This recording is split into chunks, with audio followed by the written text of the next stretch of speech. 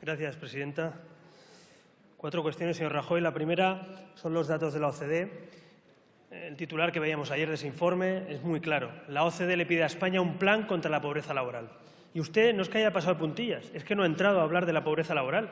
A usted le parece que el único dato relevante es la tasa de paro, que, por cierto, es muy alta.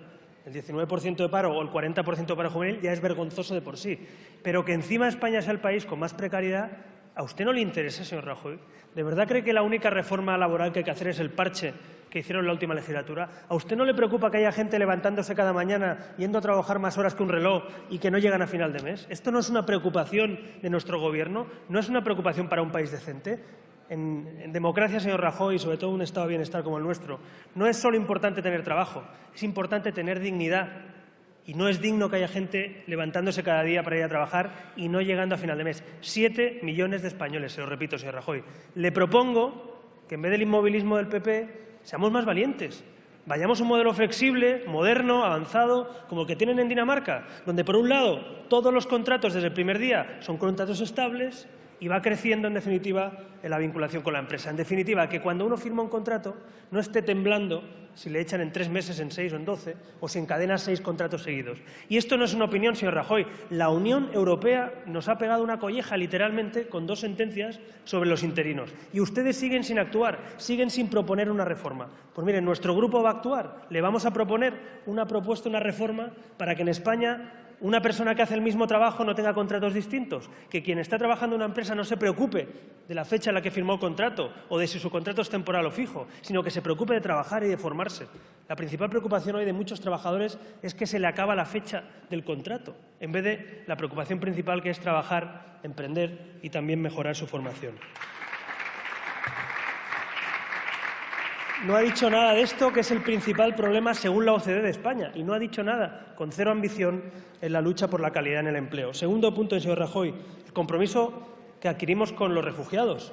Los refugiados, señor Rajoy, huyen de una guerra, huyen del terrorismo, huyen de lo mismo que tenemos que combatir, que es el terrorismo y la guerra. Por cierto, la inacción exterior de Europa es la que provoca también que Europa no pinte nada en esas guerras para pararlas y para acabar con las barbaridades que estamos viendo. Así que, si Europa tuviera política exterior, como algunos queremos, a lo mejor podríamos actuar para evitar la guerra o para llegar a la paz. Y además podríamos acoger a los refugiados y comprometernos. España no está cumpliendo con la solidaridad a la que nos comprometimos. Simplemente le pido no que incremente eso ya, sino que cumpla lo que este país ha firmado.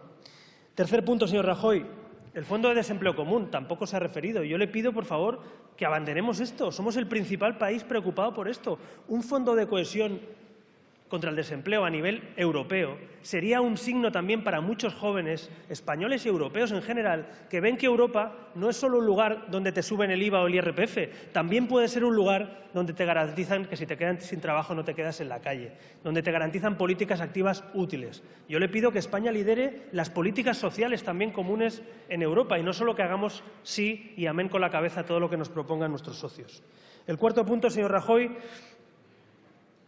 en este caso es de la política exterior. Yo me he referido a ello, usted decía que no tenía 3 horas para intervenir, yo tampoco, pero me he referido y usted no, porque me preocupa que en un mundo globalizado como el que estamos no tengamos una política exterior común, que cuando Europa tiene que pronunciarse sobre temas de política exterior estemos mudos, no decimos nada. O peor todavía, decimos cosas contradictorias, ¿no? Yo creo que la política común europea no es solo de fronteras hacia adentro, sino es sobre todo también de fronteras hacia afuera. Tratados de libre comercio, ya se lo he dicho, estoy totalmente de acuerdo, creo que es una oportunidad. Si el señor Trump quiere cerrar fronteras y poner aranceles, aprovechemos para que los productos europeos, los servicios europeos, las empresas europeas entren mejor en Canadá, entren mejor en Mercosur, entren mejor en Japón, entren mejor en México, entren mejor en Chile. Así que todo el apoyo del mundo, en este caso por parte de nuestro grupo, para que España encabece especialmente con Latinoamérica esas relaciones comerciales. Bien, hemos escuchado algunos comentarios también que hacían referencia a los extranjeros. Decía el orador anterior, prácticamente le faltaba decir malditos extranjeros que vienen a comprar acciones de empresas o a trabajar a nuestro país. La autarquía en el siglo XXI, señor Iglesias, no tiene sentido. La autarquía es muy vieja.